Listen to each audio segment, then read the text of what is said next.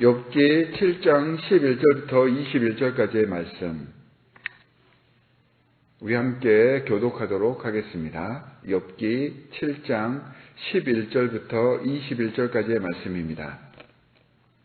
그런즉 내가 내 입을 금하지 아니하고 내 영혼의 아픔 때문에 말하며 내 마음의 괴로움 때문에 불평하리이다.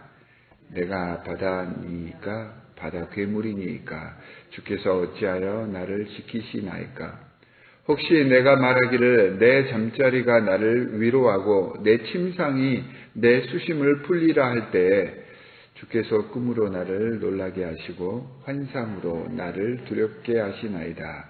이러므로 내 마음이 뼈를 깎는 고통을 겪느니 차라리 숨이 막히는 것과 죽는 것을 택하리이다. 내가 생명을 싫어하고 영원히 살기를 원하지 아니하오니 나를 놓으소서. 내 날은 헛것이니이다. 사람이 무엇이기에 주께서 그를 크게 만드사 그에게 마음을 두시고 아침마다 권징하시며 순간마다 단련하시나이까. 주께서 내게서 눈을 돌이키지 아니하시며 내가 침을 삼킬 동안도 나를 놓지 아니하시기를 어느 때까지 하시리이까. 사람을 감찰하시는 이여 내가 범죄하였던들 주께 무슨 해가 되오리이까. 어찌하여 나를 당신의 관역으로 삼으셔서 내게 무거운 짐이 되게 하셨나이까. 다 같이 읽겠습니다. 주께서 어찌하여 내 허물을 사하여 주지 아니하시며 내 죄악을 제거하여 버리지 아니하시나이까. 내가 이제 흙에 누우리니 주께서 나를 애써 찾으실지라도 내가 남아있지 아니하리이다. 아멘. 지금 오늘 본문 말씀에서 그러니까 7장 전체에서 욥은 하나님께서 자신에게 베풀어 주신 이 모든 일들을 이해할 수가 없는 것입니다.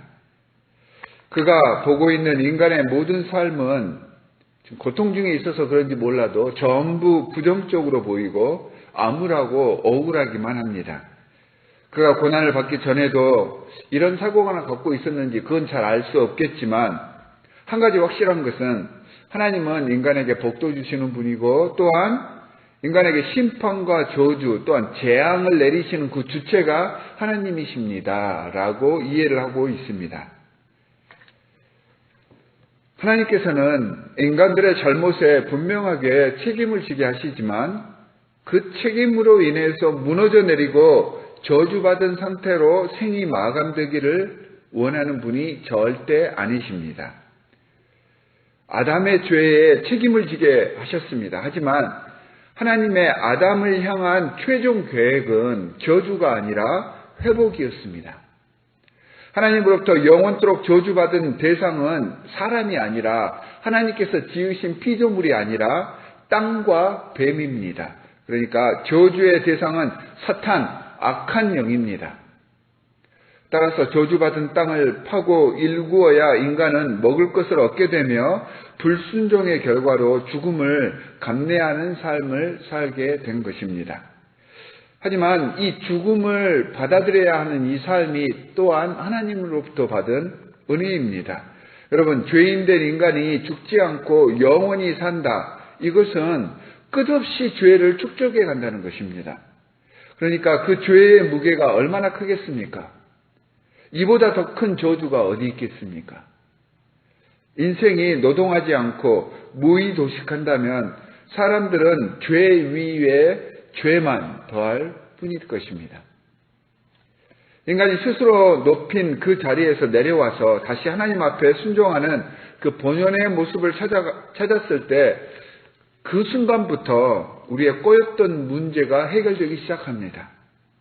물론 우리의 이 땅에서의 삶은 전쟁과 같습니다. 힘들고 어렵고 고통스럽습니다. 희망이 없어 보이고 가망이 없어 보입니다. 우리가 우리의 힘으로 무엇을 해보려 하면 그래서 지게 되어 있습니다. 하지만 주님과의 관계가 회복되면 우리의 싸움은 내가 싸우는 싸움이 아니라 하나님의 싸움이 됩니다. 그래서 우리 신앙인의 삶은 하나님과 항상 함께하는 삶이 될 수 있도록 노력하고 애써야 합니다. 하지만 오늘 본문 16절에서 욥은 고난과 고통으로 인해 자신의 생명을 싫어하고 있습니다. 자신의 날들을 헛것이라고 칭하고 있습니다. 그의 이런 탄식과 원망은 하나님에 대한 제대로 알지 못함에 있었습니다. 하나님을 경외하고 하나님의 자녀라고 자기 스스로가 인정하고 있었지만 그럼에도 불구하고 하나님에 대해서 다 알지는 못했다는 것입니다. 생명을 주신 분도 하나님이시고 지금 이 고난 가운데 생명을 지키시고 생명싸개로 욥을 지키시고 있는 분도 하나님이었는데 자기가 너무 고통스럽다 보니까 이 하나님을 보지 못했던 것입니다. 특히 고난과 고통의 문제로 씨름하다 보니까 그 지혜롭던 그 착하고 순하던 욥이 원래 자신의 모습을 잃어버린 것입니다. 17절부터 21절에서 이런 고난과 하나님의 시험에 대해서 욥은 인생을 심판하고 저주하는 하나님의 관역이 되었다라고 이야기를 하고 있습니다. 여기서 하나님의 관역이 되었다 이 말 속에는 원망과 불평과 왜 내가 이러한 것들을 당해야 하는지에 대한 마음이 표현되어 있습니다. 그래서 하나님을 원망하면서 차라리 죽는 것이 낫습니다라고 이야기를 합니다. 그런데 이 신앙과 비교되는 신앙이 있습니다. 시편 8편 4절에서 다윗은 사람이 무엇이간데 주께서 저를 생각하시며 인자가 무엇이간데 주께서 저를 권고하시나이까 라고 고백을 합니다. 오늘 17절 말씀과 문장상으로는 굉장히 비슷합니다. 하지만 그 의미와 내용은 정반대입니다. 권징하고 시험하며 감찰하신 하나님에 대해서 다윗은 오히려 감사하며 찬송하면서 영광을 돌리고 있는데 반대로 욥은 이 똑같은 문장을 이야기하면서 하나님을 원망하고 있는 것입니다. 시편 8편 9절에서 다윗은 8편 4절에 이어서 여호와 우리 주여 주의 이름이 온 땅에 어찌 그리 아름다운지요 라고 고백을 합니다. 다윗은 같은 고난의 상황 속에서 고통의 연단으로 불순종하는 사람을 더 귀하게 하시는 하나님의 은혜에 오히려 감사하고 있습니다. 자신의 이 땅에서의 살아있음을 하나님께 감사를 드리고 있는 것이죠. 욥은 관역이 되는 삶을 저주의 삶으로 인식하고 있고 다윗은 관역이 되는 삶을 연단되고 복되게 하시는 하나님의 은혜라고 보았던 것입니다. 이런 시각의 차이는 각 사람이 갖고 있는 하나님에 대한 개념의 차이로 인한 것입니다. 다윗의 하나님에 대한 이해와 그분의 전지전능하심의 바운더리, 그 경계가 훨씬 더 큰 것입니다. 하나님의 성품을 제대로 알지 못하면 하나님이 관역을 삼는 것이 우리에게는 스스로 무거운 짐이 되고 하나님의 성품을 아는 자에게는 하나님께서 관역을 삼아주신 것이 오히려 유익이 되며 사랑의 메시지가 된다는 그러한 의미입니다. 사랑하는 성도 여러분, 범사에 하나님을 인정합시다. 좋든 싫든 모든 것이 합력하여 선을 이루게 하시는 분이 바로 하나님이십니다. 눈 깜빡할 새조차도 우리를 향한 하나님의 그 사랑을 끝까지 놓지 않는 분이 하나님이십니다.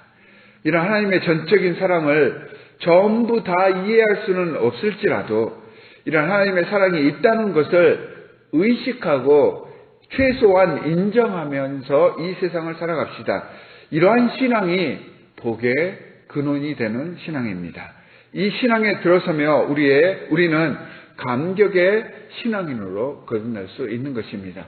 오늘 하루도 하나님께서 우리를 관역 삼아 주시는 것에 대해서 오히려 감사하며 하나님께 영광 돌릴 수 있는 승리하는 하나님의 자녀들이 되시기를 주 예수 그리스도의 이름으로 간절히 축원합니다. 두 가지 기도 제목을 드리도록 하겠습니다. 한 가지는 오늘 말씀처럼 하나님의 성품을 제대로 이해할 수 있도록 해 주십시오. 한순간도 나태하지 않고 우리를 향하여서 그 사랑을 보여주시는 주님께서 나를 그렇게 지켜보심을 알고 깨달아서 오늘 하루도 승리하는 삶을 살겠습니다. 라고 고백하시기 바랍니다. 두 번째는 인간의 교만과 이기심을 돌아보면서 주께서 우리에게 주신 이 환경, 우리에게 주신 이 모든 상황들, 이 세상의 관리를 지혜롭게 나갈 수 있도록 하나님께서 우리를 이 땅의 관리자로 삼아주셨는데 이 관리자의 의미가 무엇인지를 바로 알아서 하나님께서 만드신 피조물과 우리 또한 사람과 사람 사이의 귀한 관리자의 역할을 잘 해나갈 수 있도록 해주십시오라고 기도하시기 바랍니다. 우리 함께 기도하겠습니다. 하나님 아버지, 눈에 보여지는 대로만 세상을 판단하고 우리의 경험과 지식으로만 하나님을 재단하려고 했던 우리를 용서하여 주시옵소서. 주님께서는 우리를 단 한순간도 놓지 않으시고 지키시고 보호하시며 생명싸개로 인도해 주시는데 우리는 이러한 하나님의 모습을 우리가 힘들다고 무시하고 보려 하지 않았습니다.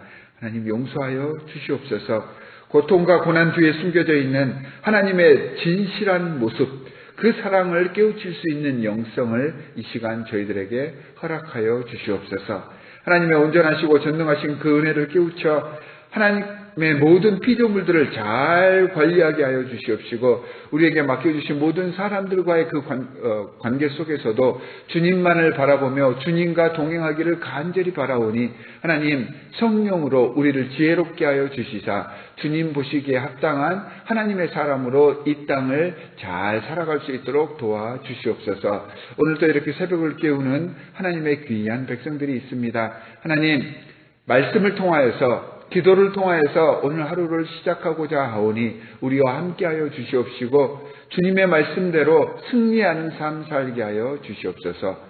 우리를 권하신 주 예수 그리스도의 이름으로 기도합니다. 아멘.